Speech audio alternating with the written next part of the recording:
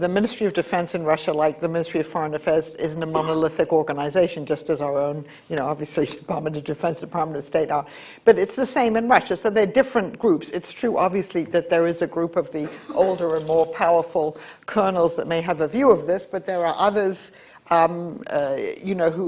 who don't share those views. It's very hard because one doesn't read publicly about this very much. But one knows from discussions that there are debates going on there, but the question is who prevails. That's one point. And the second thing about Mr. Putin announcing that he's going to be president, I mean, Strobe's quite right that you have to assume that any decision that was taken in the US-Russian relationship under Medvedev, including New START and everything else, was taken with Putin's blessing. It wouldn't have occurred had that not been the case.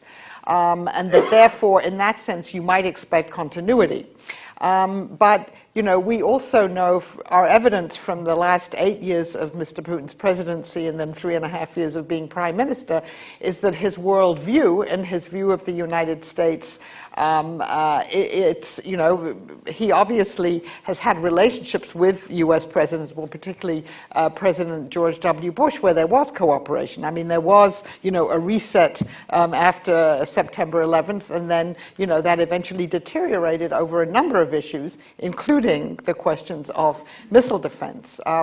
Now, there are some people out there in our community of kind of Russia watchers who say, well, maybe there'll be Putin 2.0, right? He comes back as president and there's going to be he could surprise us, it could be new.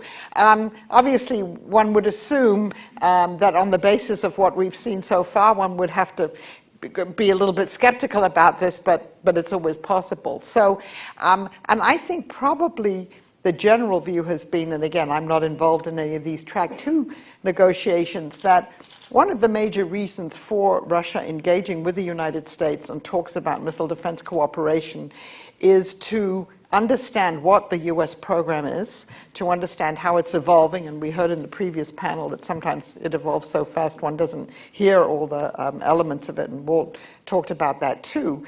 Whether it's actually possible to come to an agreement with them is another issue, but as long as we're engaged in negotiations with them, at least, we keep the process going. So I would assume that the process will keep going, but I'm not sure about, coming to an agreement.